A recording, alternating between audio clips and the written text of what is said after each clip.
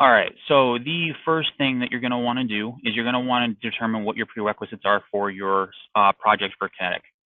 So the first thing that you're going to want to make sure that you have set up is you're going to want a fresh domain service account to run the SQL and Epicor processes for both your servers or your server in general, so that you have a account that can provide authentication for what is required to host Kinetic.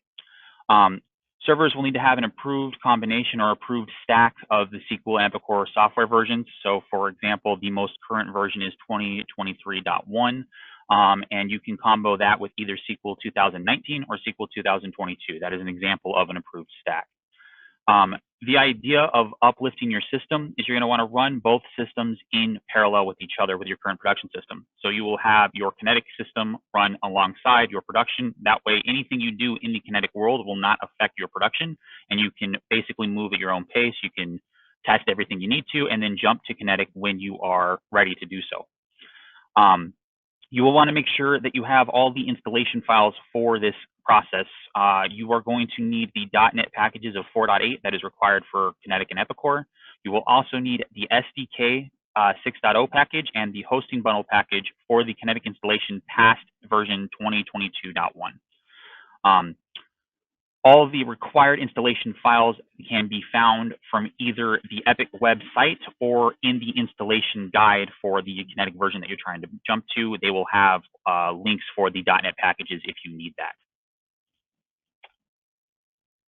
All right, so for the server configuration, you're going to want to determine if you want your SQL and Epicor running on the same server or if you want them on two separate servers.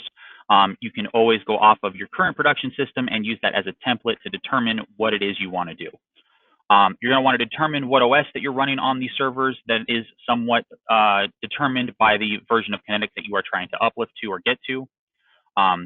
And you're going to want to be sure that you install all required roles on the Epicor server to host Kinetic. There is an extensive list of these roles that can be found in the installation guide, which is also on the Epic website. If you are going to be using Windows Firewall on either your SQL or Epicor server, you're going to want to make sure that there is a rule in place to open port 1433 for SQL communication between the two servers.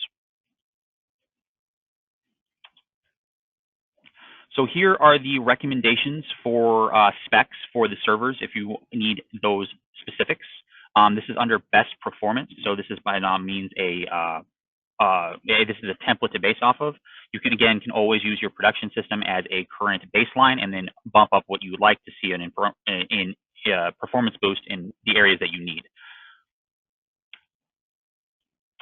And this slide is if you are running the Epicor and SQL on the same server. So if you have one server, this is the requirements that is the best performance recommended.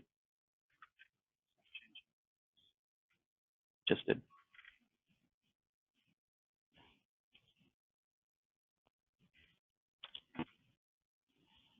All right, so for the SQL install, you're going to want to go ahead and make sure that you have your SQL license key ready.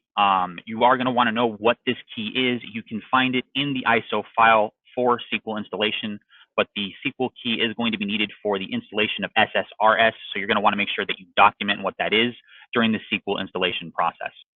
The installation requires three pieces, so you're going to want to install the actual SQL server, then you're going to install SSMS for management, and then you're going to install SSRS for reports. During the SQL installation, you're going to want to make sure that you are setting an SA password by enabling mixed mode in the screenshot below. This will allow the SA password or the SA account to be active, and this is essentially a backdoor to SQL. So if you ever have a critical error with SQL and you cannot log into it for whatever reason, you can use the SA account to access the SQL instance. You're also going to want to make sure that you set the default locations of your database files, logs, and backup locations under the Data Directives tab. For the TempDB tab, you're going to want to make sure that you set the TempDB settings based off the core settings. So, for example, if your server has 8 cores in it, then you will have 8 TempDB files. TempDB will max out at 8 files. So if you have 16 cores in your server, you will still have a maximum of 8 files. If you have 4 cores in your server, then you will only have 4 TempDB files. The key here for your TempDB database is you want to make sure that all the files in the database have the exact same size and the exact same autogrowth if autogrowth is enabled. You want to make sure that the TempDB files all have the exact same size allocated to it, because if one is larger than the other, SQL is going to automatically send all of its caching requests to that specific one that is larger and not use the other files, making them redundant or useless. So you want to make sure that they are all the same size. For the max DOP setting here, you're going to want to make sure that this is set to 2. This is directed by Epicor. What this setting does is it assists SQL in managing resources on the server when users will submit requests through Kinetics for reports and things like that, MRP processes and such. It just basically limits the amount of resources that one user can use on the SQL server.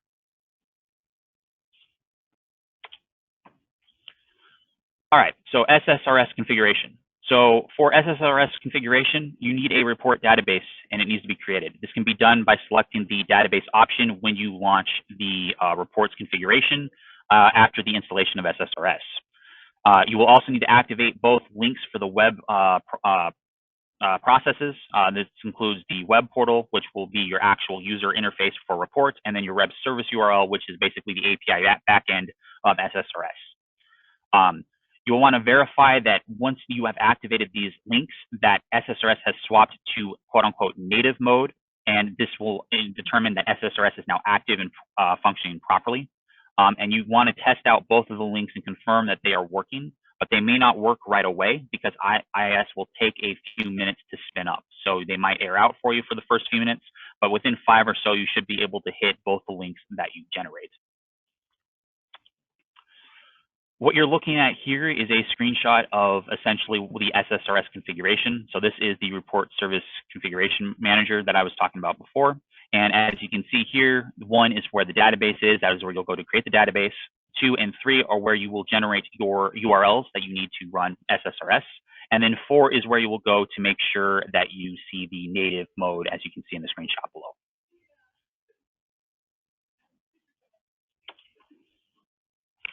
All right, so for server configuration, once you have SSRS set up, you're going to want to go into SSMS, and you're going to want to go to the server properties once you connect.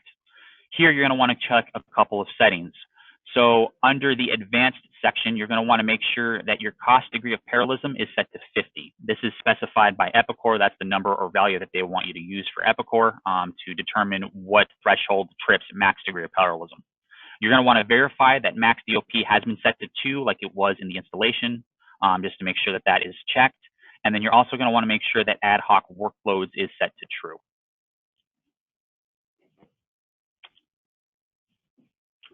For continuing setup, for more setup of SQL, you're going to want to make sure that you confirm the proper locations for your data and log files were set correctly like they were in the installation. Just double check and make sure that they match. You're going to want to set up database mail feature to enable notifications with SQL. To combo that, you're going to want to make sure that you set an operator to receive these notifications. If you have a team that is managing or maintaining your SQL server, then it is best to use groups instead of an individual user.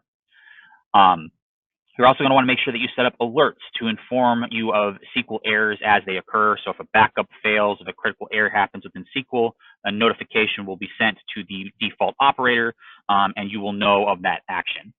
And you're also going to want to make sure that you set up maintenance plans for proper backups and cleanup processes for SQL to make sure that SQL continues to run properly and you don't run into issues there.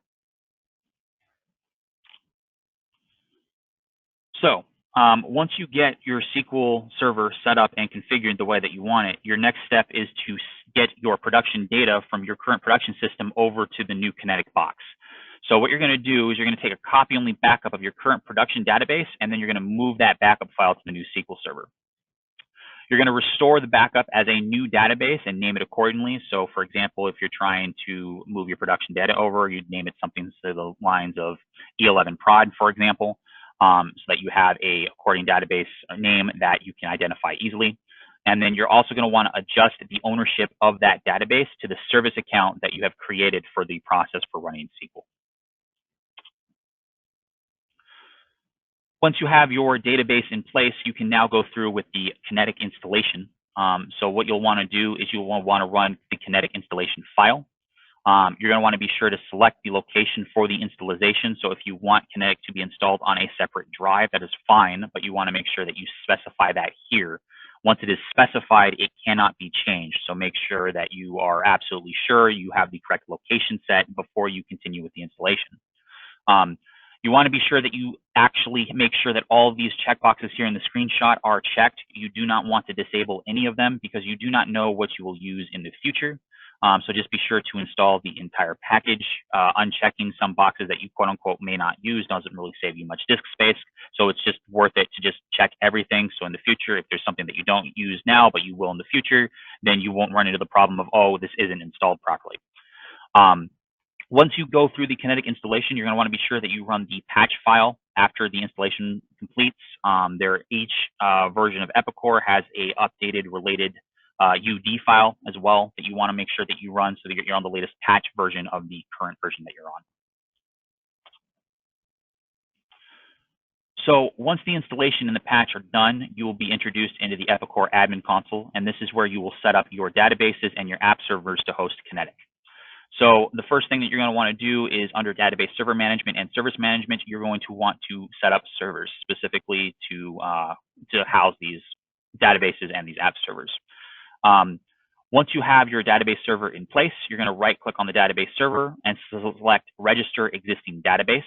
And then you're going to select the database you created from the Kinetic instance. So the E11 prod database that we moved over to the Kinetic server, that is the one that you will select. Once you do that, you will then see that your database is under the server. And what you will need to do next is you need to upgrade it to the current level of Kinetic that you are trying to get to. To do this, you will select the database, right-click on it, and select Upgrade Kinetic Database. From here, you'll get the screen at the bottom, and you're going to want to make sure that all those check marks that are highlighted in the screenshot are actually checked. To make sure that no process is skipped. If one of those is unchecked, then it's going to mess up the entire upgrade. So make sure that they are all checked and verified before you click on Start. When you do click on Start, that will go through the upgrading process of the database, and it will go through each level of Kinetic from where you are to where you need to go, and you just need to wait for that to complete.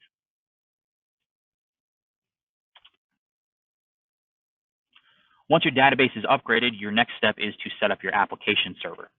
To do this, you're going to right-click on Server Management, the Server Management server that you attached to Server Management, and then you're going to select Add Application Server. You'll get a screen like the one on the right. What you're going to want to do is you're going to want to select the application name for the server. I recommend that you keep that the same as the database name so that it's easily identifiable. For your instance or your classic client authentication, which is essentially your binding, you're going to set that to basic in 95% of cases. The only time you would swap that is if you are trying to set up SSO. And if that is your objective, then you will select the Windows setting there instead of basic.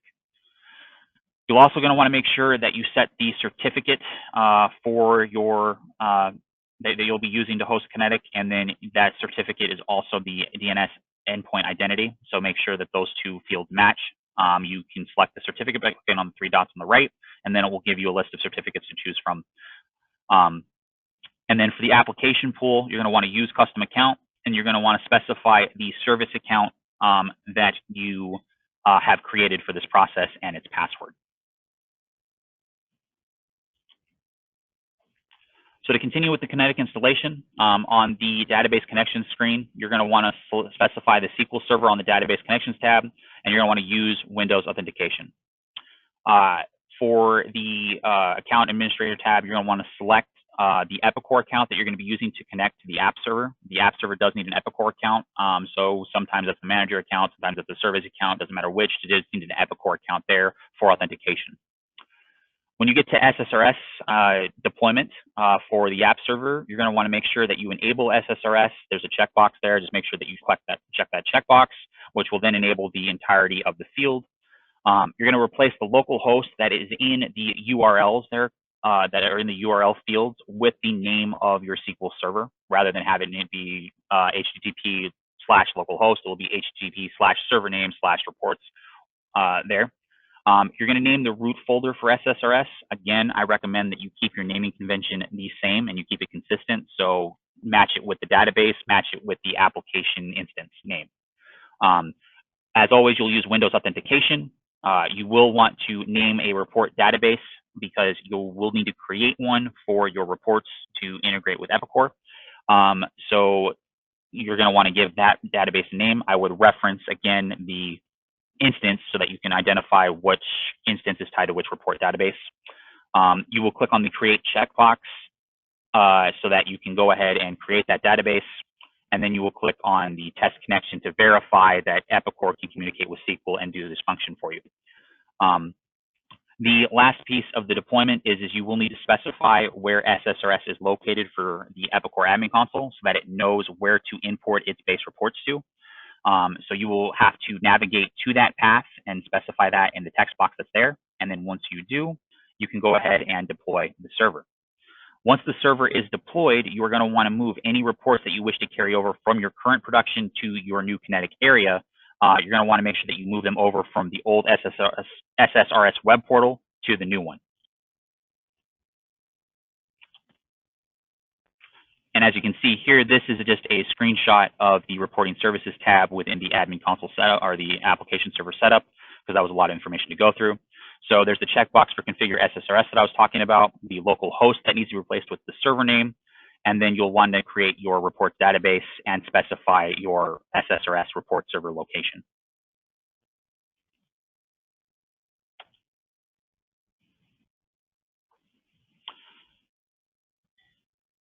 All right, so once you have clicked and deployed on your app server, which will take roughly 10 to 15 minutes, depending on your data, depending on a couple of different things, depending on server power, et cetera, you're going to want to test your connection to the app server. You'll do the admin console should automatically do this for you, but you simply just right-click on the app server that you will see in the tree under server management and select connect to application server, and it should turn green or it should turn blue to tell you that you have successfully connected to it.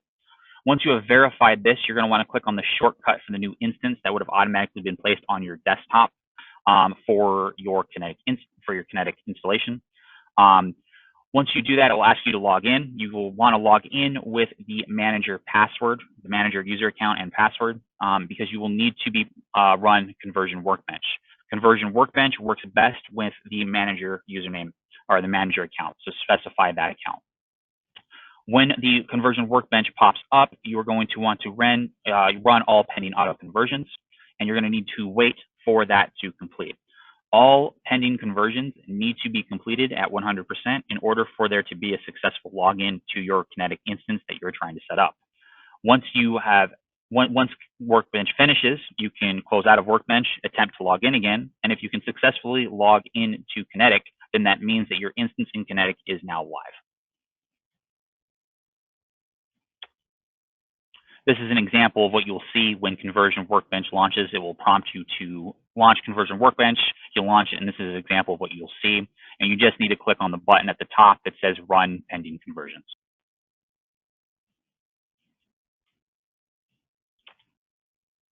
All right. So once you're in Kinetic and you've verified that it is actually up and running, you actually need to make reports work. And to do this, you need to set up your task agents. Your task agents will control your printing and reporting for your instance, so you're going to need to set this up. To do so, you're going to need to access the admin console again and select the instance that you've set up, and you will see a button that's called Task Agent Configuration. When you click on this button, you will be prompted to do a quick installation that will not take much time at all. And once the installation is done, it will give you when you click on the button again, it will give you the window to create your task agents. You're going to click on File and select the new task agent, and you're going to name the task agent and set an Epicor user account.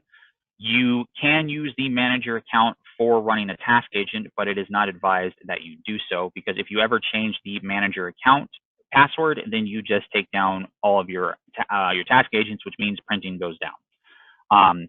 We recommend that you set up a service account, a sysagent account, or a print account, something like that, and you give it the permission allow session impersonation. This will allow the account to run the task agents for you, and then use that account to authorize the task agents. Once you've specified the account, you can go ahead and click on Save to create the task agent. Now, for task agents, you should have 3 on your production instance. You want 3 on your production instance because of the fact if you only have one running and that task agent gets caught up on something, or it fails, or it stops, or something bad goes wrong with it, then you basically took down printing for every other user in your organization. If you have more than one, then the other two can pick up the workload and still process user requests as they come in. For other instances, such as test and pilot, or demo, or train, or anything like that, you only need the one task agent because those aren't used as frequently. One thing to keep in mind is that the task agent, when you click on the task agent configuration button, the task agent window is going to configure the task agent for the instance that you have selected in server management. So for example, if I have the E11 test instance selected in server management, then when I click on task agent configuration, it is going to attempt to create a task agent under the E11 test instance. You need to make sure that you specify the instance before you click on that button to make sure that you are creating your task agents for the correct instances. With the task agents being created, you should then be able to go ahead and run a couple reports, run any custom reports you want to test, run a base report, make sure that all those are fine and dandy.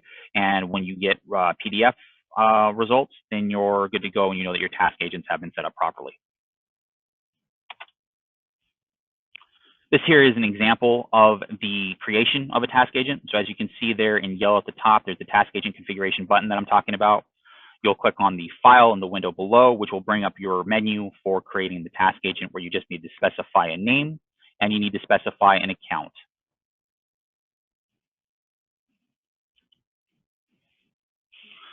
All right, so the last topic of discussion for this presentation is the cert discussion. So with 2022.1 and higher, SSL is now required. So basically what this means is now a cert is required to run Kinetic. There's no way around it. You will be prompted to create a self-signed cert during the installation process. So this isn't that much of an issue per se. If you decide to go with a self-signed cert, this cert is going to need to be on both the server and any client that is going to be running the Kinetic application. So any workstation that is going to have Kinetic installed on it is going to need this cert in its cert manager as well in order for Kinetic to run properly. This can be a bit of a hassle, but there are a couple of ways that you can make this process easier. The most easiest thing that you can do is you can create a GPO or a group policy that will automatically distribute the cert to any workstation that needs Kinetic installed on it.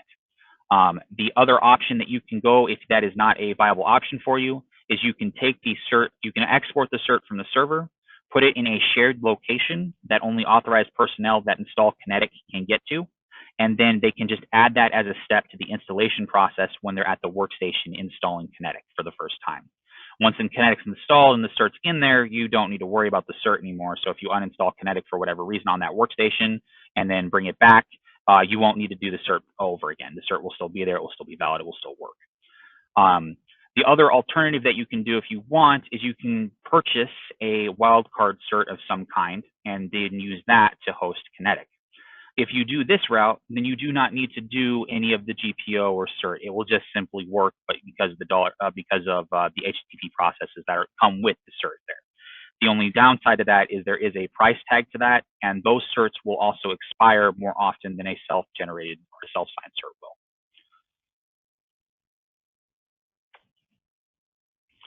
All right, and so that is going to be the end of the presentation. Are there any questions?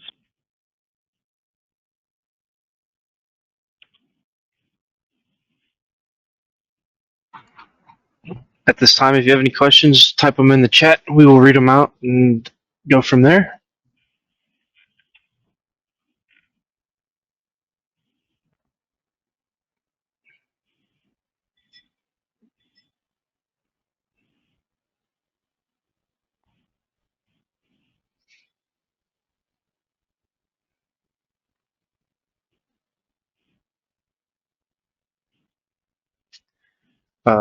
Kevin, will a self-signed cert allow remote web access without being connected through a VPN?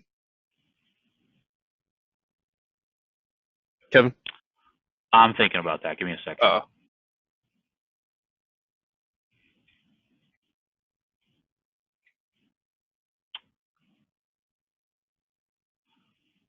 On that one, because it's not a trusted source, I don't think so. I think for that particular function, you might need the wildcard cert. You could definitely try it, but I'm not 100% sure if it would work. I think you'll need the actual HTTP functionality of a wildcard cert for that to work without a VPN, because you need the authentication to work with, to go between the server and the client. And if you're not connected to the VPN, then the authentication can't take place. Question from Rick. We are running with only one task agent for our prod database. Should we add 2 additional now for performance? Yes. The answer to that question would be yes. You're going to want to do that. Reason being, again, like I said before, is if you have 3 for your production instance, then if someone submits a report that jams up that task agent, your other users can still submit reports and be okay without being affected. If you only have the one task agent, you'll find yourself that when printing breaks, you're going to have to go and restart that task agent a lot more frequently.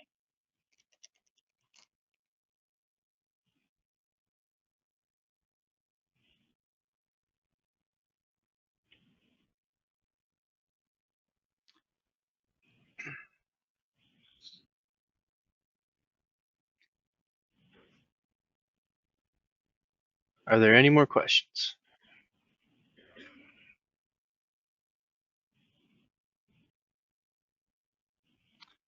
Question from Scott.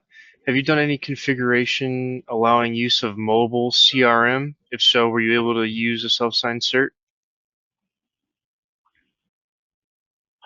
I have not done any configuration for that particular module personally, but I'm assuming from the mobile standpoint that it is going to use the web in that regard.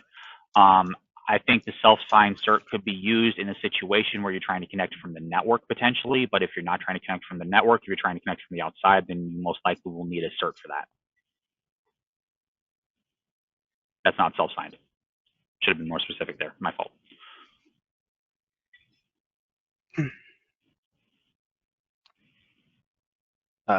Scott said it would be from outside. I think then you'd probably need the wildcard one for that then, most likely. You'd run into less complications and less headaches that way.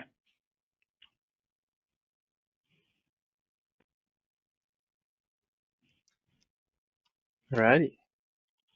We'll give it another minute. Is there any more questions?